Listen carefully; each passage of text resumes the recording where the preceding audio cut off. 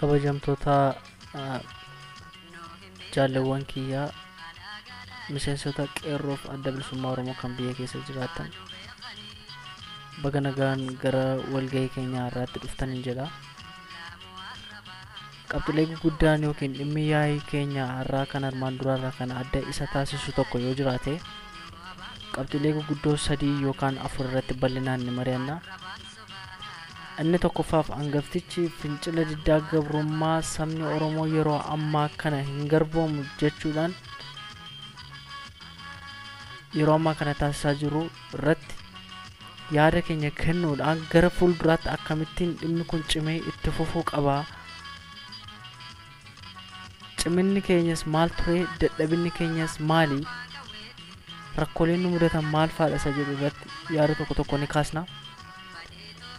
Qabxiin inni lammaffaan ergaa yookaan dhaamsa nuti qeerroo biyya hambaa seefdi ta'anii jiraataniif akka keenya hidhaaf dararaaf du'a aga tokkollee taatu sodaa kanaa warra hin qabneef dhaamsa cimaa, dhaamsa sabummaa, dhaamsa oromummaa ni qabna. Inni qabxii inni sadaffaan diinota keenyaaf lukeewwan isaaniitiif illee dhaamsa ergaa ni qabna. Jaalawwan kiyya yeroo ammaa kana maaltu Oromiyaa keessatti raawwachaa jira isa jedhu nu caalaa kan beeku tokko illee jira jedhee yaadu. Hidhamuu obboloota keenya, du'a obboloota keenya, dararaa obboloota keenya ija keenyaan ilaalaa jiraachaa jira. Dhiigarra tarkaanfannee darbaa jira. Obboleessa keenya mana isaa keessaa gototamee gadi ba'ee yoo mana dhabeessa ta'e daandii irratti ba'ee jiraatu. Bosonni keenya ciramee Oromiyaan hongeen rukutamtee beelli loowwan keenya gaafa fixu. Mootummaan abbaa irree qotee bulaa keenya irraa dachee isaa fuudhee investaraaf kennuudhaan lafa Oromiyaa gaafa gurguratu.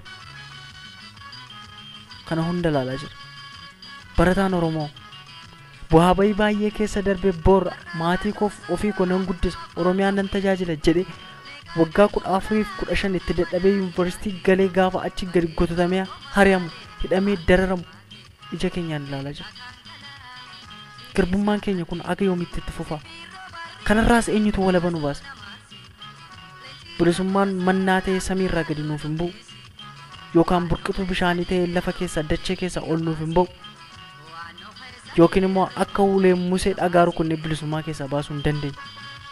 Bilisummaa argachuu kan dandeenyu qabsoo qofaanidha. Kun anaafis ta'e isiniif haaraayas miti walitti himuus nu barbaachisu. Qabsoon keenya fincilli keenya dursa adda bilisummaa Oromootiin geggeeffamaa ture aga ammaatti dhufee ijaarsa haaraa qeerroo irra ga'ee jira. Dhiiga baay'ee ilaalaa guddanneerra. Nu bukkeetti du'aa turan dirribee fa'aa argineerra. Gaaddisaa fa'aa argineerra. Jaagamaa badhaanii fa'aa argineerra. Haga yoomitti nu keessaas namni 5-6 ol mana hidhaatti dararamaa ture ba'ee jira. Jaalawwan kiyya fincilli diddaa gabrummaa nuun geggeessinu kun bifa kamiin deemuu qaba?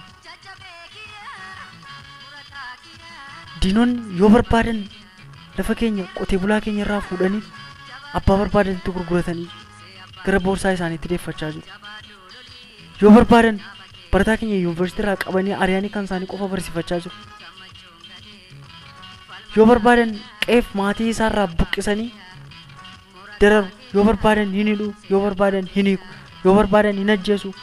Mirgi namummaa isaa, mirgi dimokiraasummaa isaa tasa eegamaaf hin jiru. Saba bal'aan hamma kana ga'u saba bicuudhaan yoo haga kana hunkurfamu, yoo haga kana hakaawamu, yoo haga kana dararamu akkamitti callisna nuti? Akkamitti maalis jedhamee callifamu? Eeyyee ni beekna ni ulfaata. Hundi keenya maatii keenya irraa adda baanee baqanneerra. Barnoota keenya dhabnee, haala mijataa dhabnee, haala ho'aa dhabnee taa'aa jirra. Garuu abdiin kutannu hidhaaf dararaan abdiin nun kutu dudduubattis nun deebisu. Qabsaa'aan ni kufa, qabsoon itti kufa, qabsoon itti fufa. Tarii bornanii dhamata, tarii bornan du'ata tarii anatu wareegama yookaan si yookaan isheedha.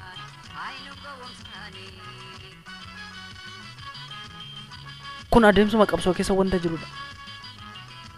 Bornan du'a jedhee du'a sodaadhee bornan wareegama jedhee wareegama sodaadhee bornan hidhama jedhee reebicha sodaadhee osoo obboleessi koo du'u utuu dacheen koo saamamu utuu albuudii koo saamamu utuu obboleessi koo mana hidhaatii reebamee ciccitaa jiru odoonni mana barumsaa isaarraa ari'amaa jiru an qeerroo ta'e dargaggeessa ga'ee ta'e dhimma hin callisuuf tokko illee hin qabu.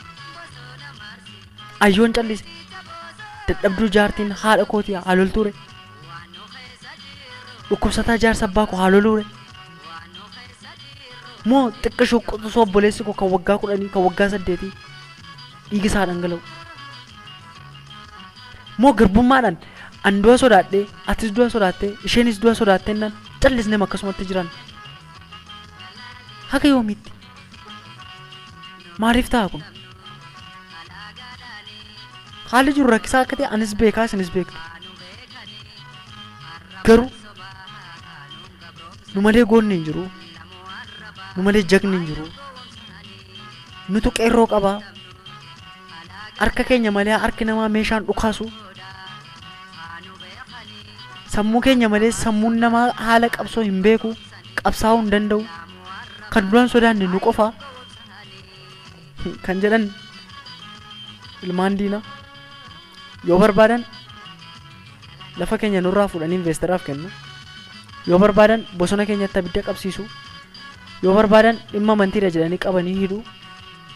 Yoo barbaadan dhimma siyaasaadha jedhanii qabanii hidhu. Yoo barbaadan hin hiiku. Takka Maayikalaawwitti, takka Qaallittiitti, takka Baatutti. Yoo barbaadan boolla keessa, yoo barbaadan fannisanii bushuu, yoo barbaadan nyaata si dhorku, yoo barbaadan qullaa si reebu. Akka garaa isaanii godhatanii mirga namummaa fi mirga dimokiraasummaa keenya sarbamne, mirga barachuu keenya sarbamne, mirga jiraachuu sarbamne, mirga qabeenyaa sarbamne haga yoomitti callisne? Haga yoomitti qotee bulaan Oromoo, daldalaan Oromoo, barataan Oromoo, hojjetaan mootummaa Oromoo kana ilaaluudhaan fincila diddaa gabrummaa dudduubatti hin deebineef hin dhaaban geggeessuu eegaleera ni geggeessas. Akkuma jalqaba dubbadhe ammas irra deddeebi'ee isin nuffisiisu illee yoo ta'e qabsoon itti fufaa qabsaan ni kufa.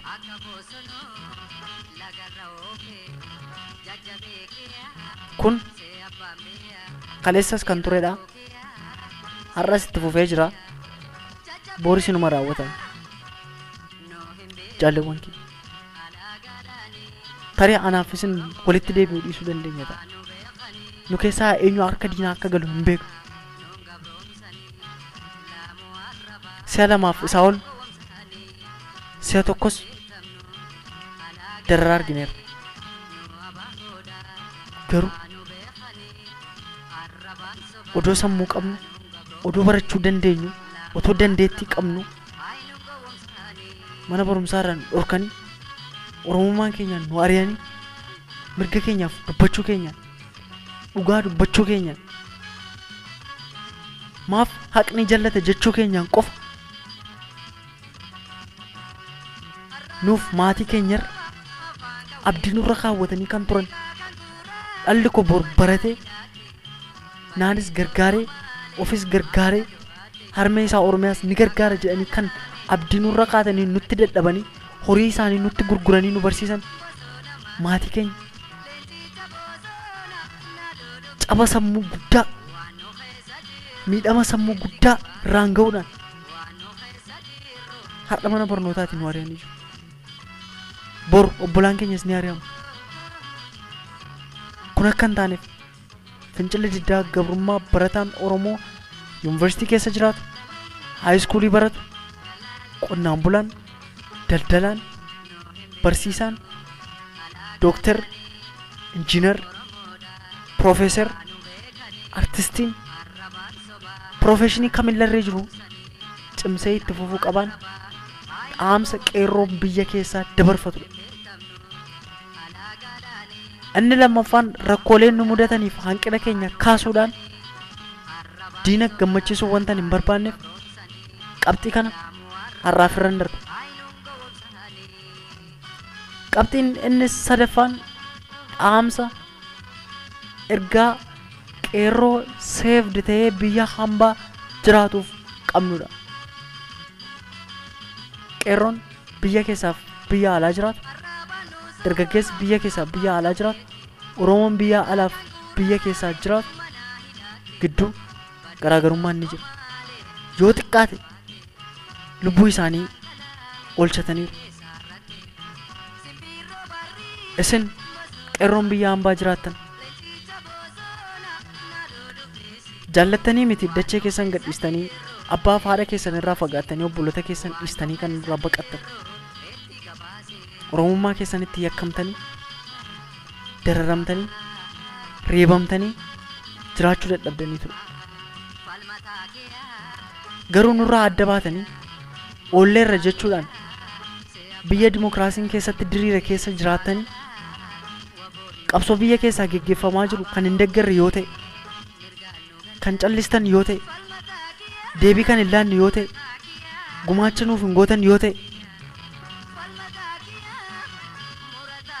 seenaan isin gaafatti. Galmeen seenaa isin gaafatti. Dhiigi goototaa lolaa ta'e, lafeen goototaa warri darbe qoree ta'e isin waraanuunsaa kanafu miti. Kaleessa yeroo isin baqattanii deemtan, kaleessa yeroo isin godaantan, kaleessa yeroo isin himatamtan, kaleessa yeroo isin dararamtan sana caalaa Oromiyaan har'a hongee taate, duwwaa taate, qullaa taate, qaanoftee, cabdee, gugguuftee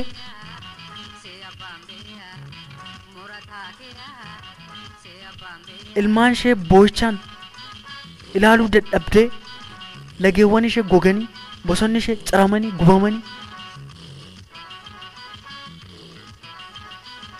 gadditee taa'aa jirti. Obbolaan keessan quxusuun keessan isin beektan mana hidhaatti dararame, barnoota isaarraa ari'ame, akka hin daldalanne suuqii isaa cufee, hoteela isaa cufee, hojii isaarraa ari'ame, mana hidhaa keessa ta'ee hireen isaa hidhamuu, dararamuu, boo'icha, cabuu, gadduu ta'ee ta'aa jira. Kanaaf karaa dandeessan maraan yaadaan haa ta'u dhaamsaan mootummoota gamtoomanitti bifa wal qabataa ta'een iyyachuun isa ta'u karaa dandeessan maraan gumaacha nuu gochuudhaan qeerroo biyya keessa akka jajjabeessitan dhaamsa sabummaa, dhaamsa gootummaa, dhaamsa hiriyyummaa, dhaamsa qabsoon isiniif dhaamu. Inni xumuraa lukeewwan diinaaf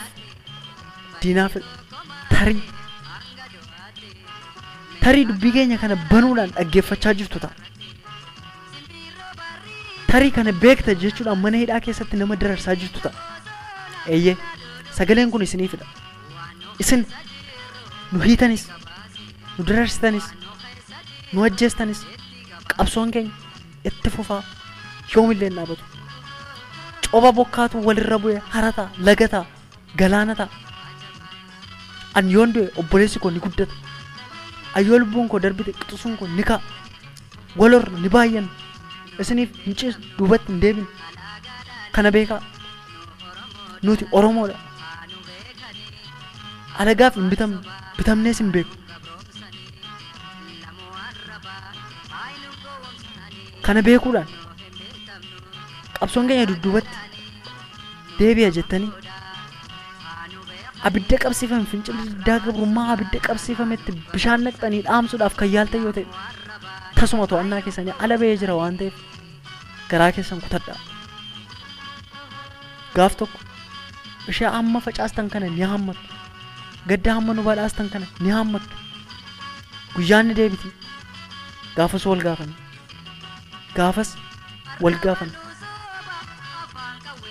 harraaf nagaan